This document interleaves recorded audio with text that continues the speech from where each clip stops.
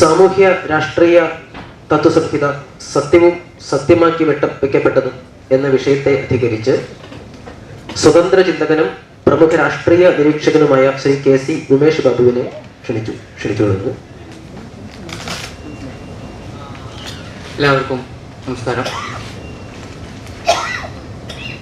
ആത്മവിജ്ഞാനത്തിൻ്റെ രഹസ്യത്തിൻ്റെ ആമുഖം നമുക്ക് മുന്നിൽ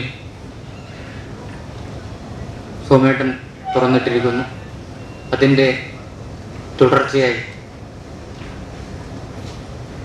സാമൂഹ്യ രാഷ്ട്രീയ തത്വസംഹിത സത്യവും സത്യമാക്കി വെക്കപ്പെട്ടതും എന്ന വിഷയത്തിൽ ബഹുമാനപ്പെട്ട ശ്രീ KC ഉമേഷ് ബാബു അദ്ദേഹമാണ് ഈ വിഷയം അവതരിപ്പിച്ച് നമുക്ക് മുന്നിൽ സംസാരിക്കുന്നത്.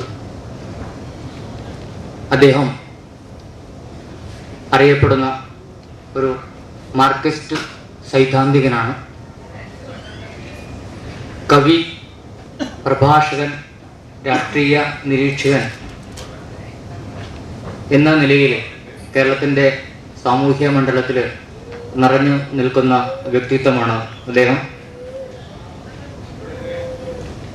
നിരവധി കവിതാ സമാഹാരങ്ങൾ അദ്ദേഹം രചിച്ചിട്ടുണ്ട്.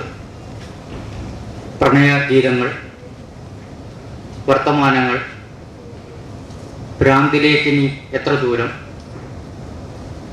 വെട്ടിവെച്ച സ്വന്തം തലയുടെ ചിത്രം, ഇവയാണ് അദ്ദേഹത്തിൻ്റെ കവിതാ സമാഹാരങ്ങൾ. പുരോഗമന കലാസാഹിത്യവേദിയുടെ കണ്ണൂർ ജില്ലാ സെക്രട്ടറിയാണ് അദ്ദേഹം. CPM-ന്റെ വലതുപക്ഷ വ്യതിയാനത്തിനെതിരായി ശ്രീ MM വിജയൻ മാഷിൻ്റെ ഒപ്പം ശക്തമായി നിലകൊണ്ടു. ഭയങ്ങൾ എന്ന കവിത എഴുതി പ്രസിദ്ധീകരിച്ചതിൻ്റെ പേരിൽ സംഘടനയിൽ നിന്നും അദ്ദേഹം പുറത്താക്കപ്പെട്ടു. ഇന്നത്തെ ആധുനിക ദൃശ്യ മാധ്യമങ്ങളിലെ ആശയ സംവാദങ്ങളിലെ ചർച്ചയിൽ നിറഞ്ഞു നിൽക്കുന്ന വ്യക്തിത്വമാണ് അദ്ദേഹം. അദ്ദേഹം പൊതുമരാമത്ത് വകുപ്പിൽ അസിസ്റ്റന്റ് എഞ്ചിനീയറായി റിട്ടയർ ചെയ്തു. അദ്ദേഹമാണ് ഇവിടെ വിഷയം അവതരിക്കുന്നത്. ഈ കലാംശത്തിൽ അധ്യക്ഷം വഹിക്കുന്നത് നമ്മുടെ ഈ സ്വാഗത സംഘത്തിൻ്റെ ഉപാധ്യക്ഷൻ ശ്രീ TK പ്രേമചന്ദ്രൻ അവരുകളാണ്. രണ്ടുപേരെയും ഈ കലാംശത്തിലേക്ക് ഹൃദയംഗമായി സ്വാഗതം ചെയ്തുകൊണ്ട് എല്ലാവരെയും ഈ കലാംശത്തിലേക്ക് ഒരിക്കൽ കൂടി സ്വാഗതം ചെയ്തുകൊണ്ട് അധ്യക്ഷ പ്രസംഗത്തിനായി ശ്രീ TK പ്രേമചന്ദ്രനെ ക്ഷണിച്ചുള്ളൂ. സമയം വളരെ വൈകിയതുകൊണ്ട് ഒരു അധ്യക്ഷ പ്രസംഗത്തിൻ്റെ പ്രസക്തി ഇവിടെ ഞാൻ കാണുന്നു.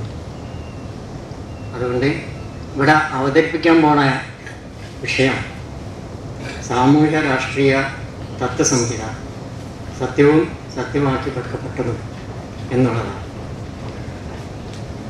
ഈ വിഷയത്തെ സംബന്ധിച്ചുള്ള അവതരണത്തിന് വേണ്ടി ശ്രീമാൻ ഉമേഷ് ബാബുവിനെ ക്ഷണിക്കുക. ഇതുപോലൊരു വിഷയം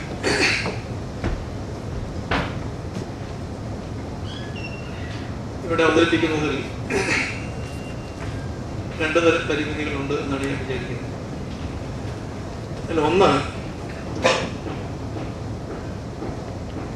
ശ്രോതാക്കളുടെ ആയിട്ടുള്ള ആളുകളുടെ നമ്മുടെ ആത്മജ്ഞാനത്തിൻ്റെ ഒരു മാർഗത്തിൽ സഞ്ചരിക്കുകയും അന്വേഷിക്കുകയും ചെയ്യുന്ന ആളുകളുടെ ഒരു ചിന്താമണ്ഡലമായിട്ട് വളരെയേറെ ഒരുപക്ഷെ അകന്നു നിൽക്കുന്നതോ അല്ലെങ്കിൽ വിഘടിച്ചു നിൽക്കുന്നതായിട്ടുള്ള ഒരു ഒരു ഒരു മണ്ഡലത്തെക്കുറിച്ചാണ് ഈ വിഷയം ഒരുപക്ഷെ സംസാരിക്കുമ്പോൾ വലിയ എന്നുള്ള പ്രശ്നമാണ്. രണ്ടാമത്തേത്, ഈ ഇത്രയും വളരെ വിപുലമായ ഒരു വിഷയം എങ്ങനെയാണ് ഒരു അല്പസമയത്തിനകത്ത് പറയുക എന്നുള്ള രണ്ട് പ്രതിസന്ധികളുണ്ട് എന്നാണ് ഞാൻ വിചാരിക്കുന്നത്. ഈ രണ്ട് പ്രതിസന്ധികളെ മറികടക്കാൻ പാകത്തിൽ ഉള്ള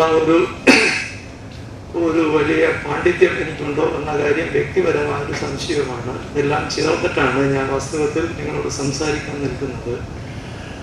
സത്യവും സത്യമാക്കി വെക്കപ്പെട്ടതും തമ്മിലുള്ള ഒരു വൈരുദ്ധ്യത്തെ കുറിച്ചുള്ളത് മാർക്സിന്റെ പ്രധാനപ്പെട്ട ഒരു നിരീക്ഷണത്തിൽ നിന്നാണ് വരുന്നത്. മാർക്സ് തന്റെ ആദ്യകാലത്ത് തന്നെ നിരന്തരമായി കടന്നാക്രമിച്ചുകൊണ്ടിരുന്ന പത്രപ്രവർത്തകരോ പണ്ഡിതരോ ആയിട്ടുള്ള ആളുകൾക്കെതിരെ നടത്തിയിട്ടുള്ള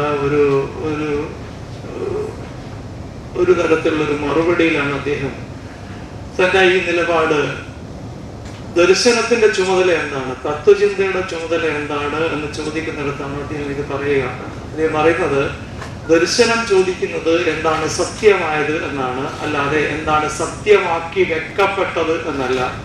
ചിലർക്ക് മാത്രം ബാധകമായ സത്യം എന്ത് എന്നല്ല, ലോകത്തിന് പൊതുവായ സത്യം എന്ത് എന്നാണ് അത് അന്വേഷിക്കുന്നത് എന്നാണ് മാർക്സ് പറയുന്നത്. തീർച്ചയായിട്ടും മാർക്സിസം തന്നെയും ഇതിന് നമ്മുടെ പ്രായോഗികമായി നമ്മുടെ നാട്ടിൽ ആവിഷ്കരിക്കുന്ന മാർക്സിസം എന്ന് പറയപ്പെടുന്ന കാര്യങ്ങൾ എല്ലാം തന്നെ ഇതിൻ്റെ അകത്തുനിന്ന് പൂർണ്ണമായി മാർക്സ് പറഞ്ഞ ഒരു ഉള്ളടക്കത്തിൽ നിന്ന് പൂർണ്ണമായി അകന്നിട്ടുണ്ട് എന്ന് നമുക്ക് അറിയാവുന്നതാണ്. കാരണം ഒരു തത്വചിന്തകൻ എന്നുള്ള നിലയിൽ മാർക്സിന്റെ അന്വേഷണത്തിന് അദ്ദേഹം കണ്ടെത്തിയ പ്രധാനപ്പെട്ട മാനദണ്ഡം സത്യമെന്ത് എന്ന് അന്വേഷിക്കുക എന്നുള്ളതാണ്. സത്യമെന്ത് എന്ന് അന്വേഷിക്കുമ്പോൾ വന്ന് തടയുന്ന ഒരു പ്രധാനപ്പെട്ട ശക്തി സത്യമാക്കി വെക്കപ്പെട്ടതിന്റെ ശക്തിയാണ്. അപ്പൊ സത്യമാക്കി വെക്കപ്പെട്ടതിനെ നിരാകരിച്ചുകൊണ്ട് സത്യമെന്ത് എന്ന് അന്വേഷിച്ചു കണ്ടെത്താനുള്ള ഒരു പ്രവർത്തനമാണ് തന്റെ ദൈക്ഷണിക പ്രവർത്തനങ്ങളുടെ ഒരു ആകത്തുകയായി മാർക്സ് കണ്ടത് എന്നുള്ളത് കൊണ്ടാണ് ഒരുപക്ഷെ 19-ാം നൂറ്റാണ്ടില് മാർക്സ് എഴുതി വെച്ചിട്ടുള്ള മൂലധനം പോലൊരു കൃതി നമ്മുടെ ജീവിതത്തെ ഇപ്പോഴും ഭരിച്ചുകൊണ്ടിരിക്കുന്ന മുതലാളിത്ത സാമ്പത്തിക പ്രവർത്തനങ്ങളുടെ യഥാർത്ഥമായ ഉള്ളടക്കത്തെയും ഒരുപക്ഷെ അത് നേരിട്ടുകൊണ്ടിരിക്കുന്ന വലിയ പ്രതിസന്ധികളെയും സമഗ്രമായി തിരിച്ചറിയാൻ ഇപ്പോഴും ഉപയോഗപ്പെട്ടുകൊണ്ടിരിക്കുന്നു. അത് വളരെ പ്രധാനപ്പെട്ട കാര്യമാണ്.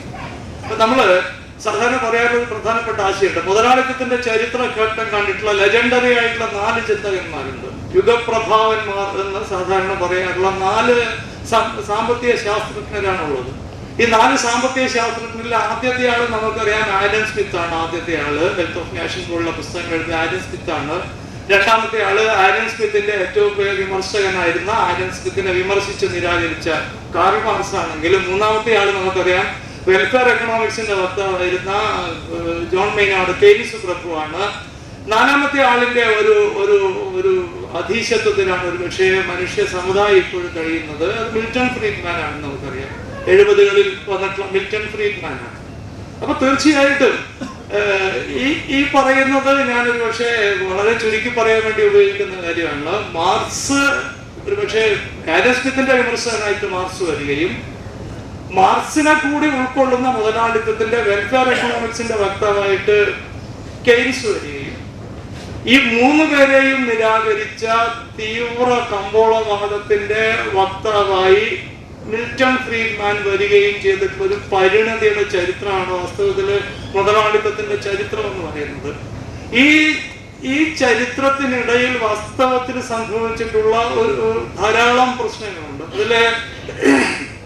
അതിന്റെ ഏറ്റവും പ്രധാന മുതലാളിത്തം നമുക്കറിയാം. മുതലാളിത്തം മനുഷ്യരാശിയുടെ ചരിത്രത്തിൽ ഉദയം ചെയ്യുന്നത് മനുഷ്യന്റെ എല്ലാ പ്രശ്നങ്ങളും പരിഹരിക്കുമെന്ന വാഗ്ദാനമായിട്ടാണ്.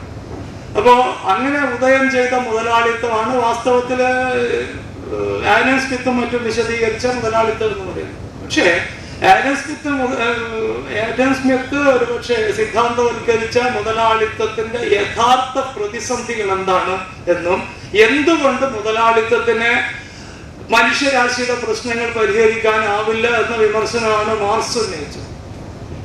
പക്ഷേ ഈ മാർക്സിനെ പിന്നീട് മുതലാളിത്തത്തിന്റെ സാമ്പത്തിക ശാസ്ത്രം നേരിടുന്നുണ്ട്. അതിനെയാണ് സാധാരണയായിട്ട്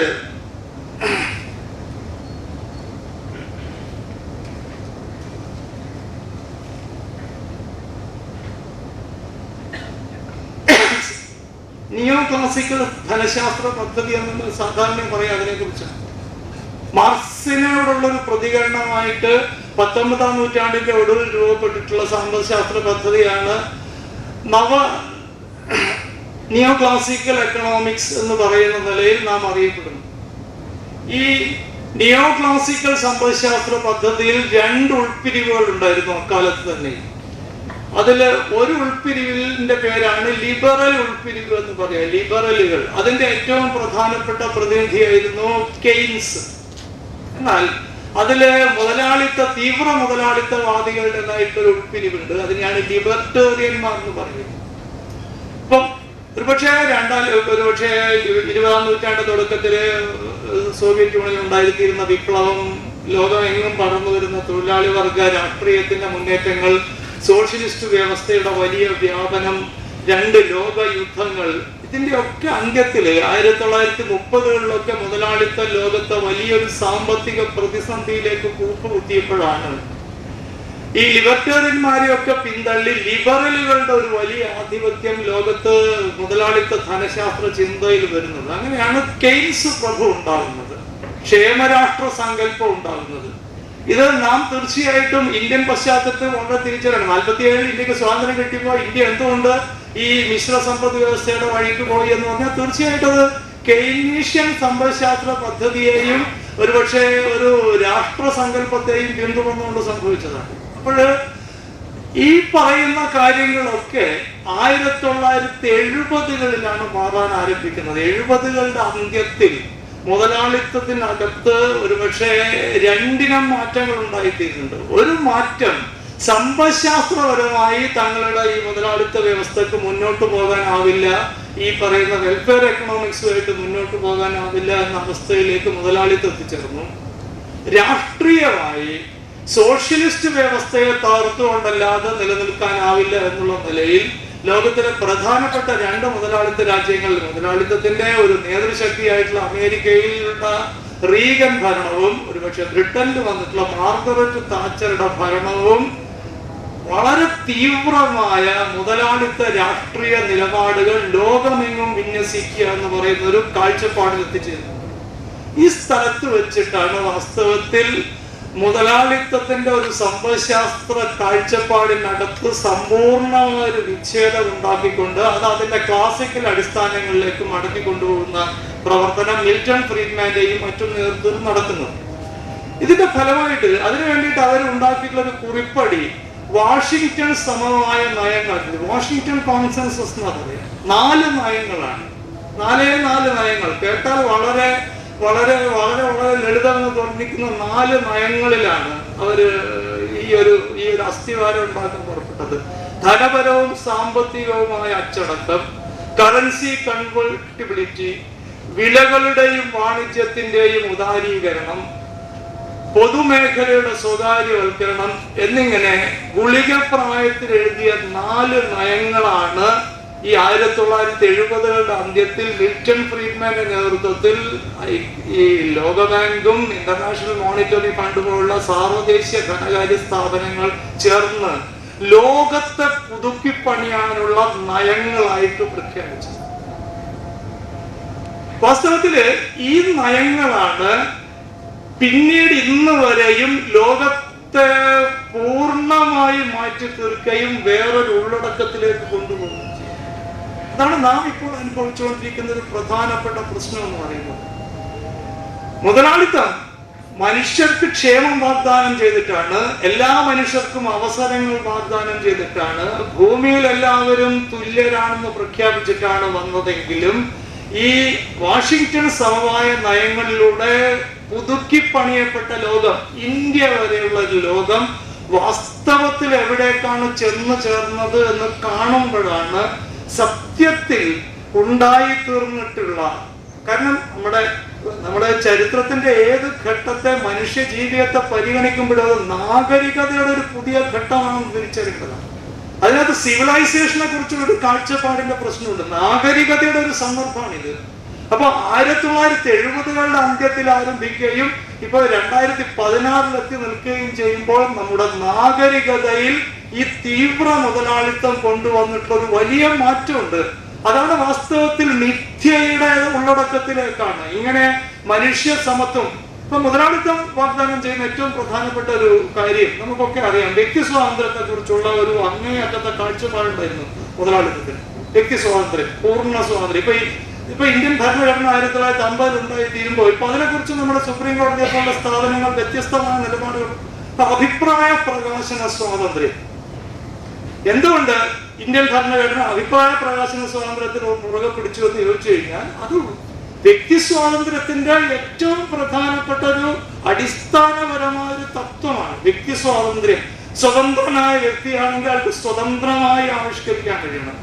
ഒരുപക്ഷെ തീർച്ചയായിട്ടും ഇത് മാർക്സിന് ശേഷം വന്നിട്ടുള്ള മുതലാളിത്തത്തിന്റെ ഒരു കാഴ്ചപ്പാട് കൂടിയാണ്. മാർക്സ് പറയുക നിങ്ങൾക്ക് സ്വതന്ത്രമായി സമൂഹത്തിൽ ആവിഷ്കരിക്കാൻ കഴിയില്ല. എന്തുകൊണ്ടാന്ന് ചോദിച്ചു കഴിഞ്ഞാൽ നിങ്ങൾ ചങ്ങലകളിലാണ്, നിങ്ങൾ സാമ്പത്തികമായ ചൂഷണത്തിന്റെയും വർഗപരമായ വിവേചനത്തിന്റെയും ചങ്ങലകളിൽ കിടക്കുന്നു എന്നുള്ളത് കൊണ്ട് ഒരുപക്ഷെ നിങ്ങൾക്ക് നിങ്ങളെ സ്വതന്ത്രമായി ആവിഷ്കരിക്കാൻ പറ്റുകയില്ല. ഇപ്പൊ സ്വാതന്ത്ര്യം എന്നുള്ളത് മാർക്സിന്റെ ഒരു പ്രധാനപ്പെട്ടതാണ്. ഇത് ഒരുപക്ഷെ നമ്മുടെ ആധ്യാത്മിക ചിന്തയും ഒരുപക്ഷെ ഭൗതികവാദ ചിന്തയും തമ്മിൽ സന്ധിക്കുന്ന ചില സ്ഥലങ്ങളിലാണ്. മനുഷ്യ സ്വാതന്ത്ര്യം എന്ത്, മനുഷ്യൻ ഏത് സ്ഥലത്ത് വെച്ചിട്ടാണ് സ്വതന്ത്രമായി അയാൾക്ക് സമൂഹത്തിൽ ആവിഷ്കരിക്കാൻ കഴിയുക എന്നുള്ള ചോദ്യം ദർശനത്തിന്റെ ഈ രണ്ട് കൈവഴികളിലും നമുക്ക് കാണാൻ കഴിയും. ഇപ്പൊ മാർക്സ് പറയുക ഈ മനുഷ്യന്റെ ഈ പറയുന്ന സാമ്പത്തികമായ അടിമത്തത്തിന്റെയും ചൂഷണത്തിന്റെയും സാഹചര്യങ്ങളിൽ ബന്ധിതനായിരിക്കുന്നത് കൊണ്ട് അയാൾ ജീവിക്കുന്നത് അന്യവൽകൃതമായിട്ടുള്ള ജീവിതമാണ്. അയാളുടെ അന്യവൽക്കരണം, അയാൾ ഉണ്ടാക്കുന്ന ഉൽപ്പന്നങ്ങൾ അന്യവൽകൃതമാണ് അയാളുടെ ജീവിതം.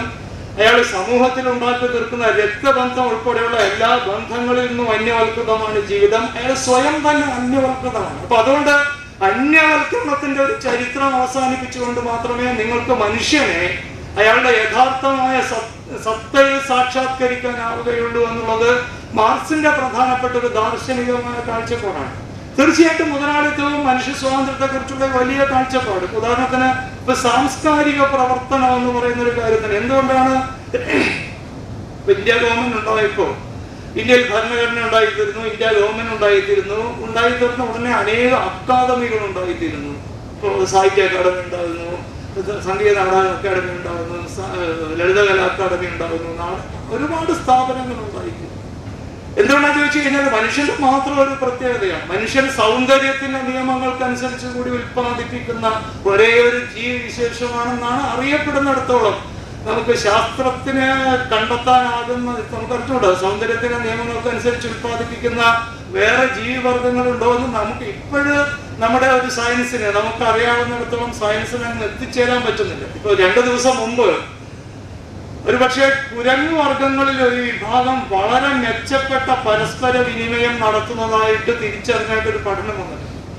പുതിയ കണ്ടെത്തലാണ്, നമുക്ക് അറിഞ്ഞുകൂടാ, ഇതുവരെ അറിയാത്തൊരു കാര്യമാണ്. കുരങ്ങു വർഗങ്ങളിൽ ചില വിഭാഗങ്ങൾ വളരെ അഡ്വാൻസ്ഡ് ആയിട്ടുള്ള, നമ്മൾ മനുഷ്യരൊക്കെ ഒരുപക്ഷെ ചെയ്യുന്നത് പോലെ അത്രയും വികസിച്ച തോതിലുള്ള പരസ്പര വിനിമയം സാധിക്കുന്നുണ്ട് എന്ന നിലയിലുള്ള ഒരു കണ്ടെത്തൽ പുതിയ പഠനം കൊണ്ടുവരുന്നുണ്ട്. അപ്പൊ അതുപോലെ നാളെ അത്തരം പഠനങ്ങൾ ഉണ്ടായിത്തീരുമെന്ന് നമുക്ക് അറിഞ്ഞുകൂടാ. പക്ഷെ ഇപ്പോഴത്തെ ഒരു അവസ്ഥയിൽ നമുക്ക് മനുഷ്യനാണ് സൗന്ദര്യത്തിന്റെ നിയമങ്ങൾക്കനുസരിച്ച് കൂടി ഉൽപ്പാദിപ്പിക്കുന്നത്, എബ്സ്ട്രാക്റ്റ് ആയിട്ട് ഉൽപ്പാദിപ്പിക്കുന്ന ഒരു ജീവി. ഒരു നേട്ടത്തിനും വേണ്ടിയിട്ടല്ല. നിങ്ങൾ ആധ്യാത്മികമായ ഒരു ചിന്തയെ പിൻപറ്റി പോകുന്നത്, അല്ലെങ്കിൽ നിങ്ങൾ സത്യത്തെ അന്വേഷിക്കുന്നത് നിങ്ങൾക്ക് ഭൗതികമായ ഒരു നേട്ടത്തിനും വേണ്ടിയിട്ടല്ല. നിങ്ങളൊരു കവിത എഴുതുന്നത്, നിങ്ങളൊരു സംഗീതം അഭ്യസിക്കുകയോ നിങ്ങളൊരു സംഗീത കച്ചേരി കേൾക്കുകയോ ചെയ്യുന്നത്, നിങ്ങൾ ഒരു ഉപകരണം വായിക്കാൻ പഠിക്കുന്നത്, ഇതിനകത്തൊന്നും തീർച്ചയായിട്ടും ഇപ്പോഴും ഒരുപാട് കച്ചേരികളുടെ ഒരു ഇൻഡസ്ട്രി ഉണ്ട്, കലയുടെ ഒരു ഇൻഡസ്ട്രി ഉണ്ട് എന്നുള്ളത് കൊണ്ട് ഒരുപക്ഷെ ഒരു ചിത്രം വരയ്ക്കുന്നയാൾ ഒരുപക്ഷെ കോടീശ്വരനായി തീർന്നു വരാം. പക്ഷെ അയാൾ ചിത്രം വരയ്ക്കുന്നത് വിൽക്കാൻ വേണ്ടിയിട്ടല്ല, ഒരു സൗന്ദര്യത്തിന്റെ നിയമത്തിനനുസരിച്ച് ഉത്പാദിപ്പിക്കുകയാണ്. അപ്പൊ അത് തീർച്ചയായിട്ടും ഇത് ചെയ്യുന്ന ഒരേ ഒരു ജീവിവർഗം നമുക്കറിയാവുന്നിടത്തോളം ഭൂമിയിൽ മനുഷ്യനാണ്.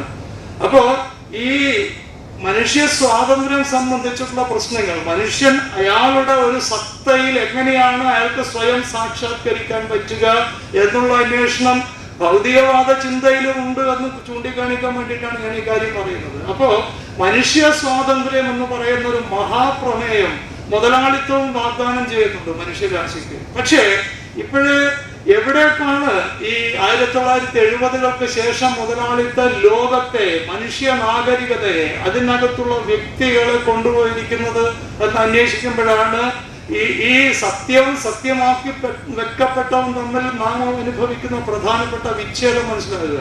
തത്വചിന്ത ഇങ്ങനെ വാഗ്ദാനം ചെയ്യുന്നുണ്ട്. പക്ഷേ ഈ പ്രവർത്തനം അതിരില്ലാത്ത മുതലാളിത്തവൽക്കരണം, ലൈസേ ഫെയർ മുതലാളിത്തത്തിന്റെ അനന്തമായ വിന്യാസം.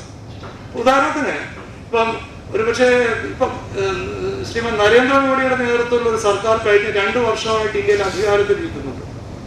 നമുക്കറിയാം, തീർച്ചയായിട്ടും ആ സർക്കാർ വ്യത്യസ്തമായിട്ടുള്ള ഒരു സർക്കാരാകുമെന്ന് നാം പ്രതീക്ഷിച്ചിരുന്നതാണ്. എന്തുകൊണ്ടാണ് ചോദിച്ചു കഴിഞ്ഞാൽ, ഉറച്ച പ്രത്യയശാസ്ത്ര അടിത്തറയുള്ള ഒരു സർക്കാരാണ് നരേന്ദ്രമോദിയുടെ സർക്കാർ. ഇപ്പോൾ RSS തൊട്ടിട്ടുള്ള സംഘപരിവാര സംഘടനകൾ പുലർത്തുന്ന ഒരു തത്വചിന്താപരമായ വ്യത്യസ്തമായ ഒരു വീക്ഷണത്തിന്റെ ആവിഷ്കാരമായിട്ട് ആ സർക്കാർ മാറുമെന്ന് പലരും പറയുകയുണ്ടായി. പക്ഷെ എന്താ സംഭവിച്ചത്? ഇന്ത്യയിൽ അതൊന്നും സംഭവിച്ചിട്ടില്ല. ഇന്ത്യയില് ഈ പറയുന്ന അനിയന്ത്രിതമായ മുതലാളിത്തവൽക്കരണത്തിന്റെ ഒരു പുതിയ ഘട്ടമാണ് കഴിഞ്ഞ 2 വർഷമായി സംഭവിച്ചത്.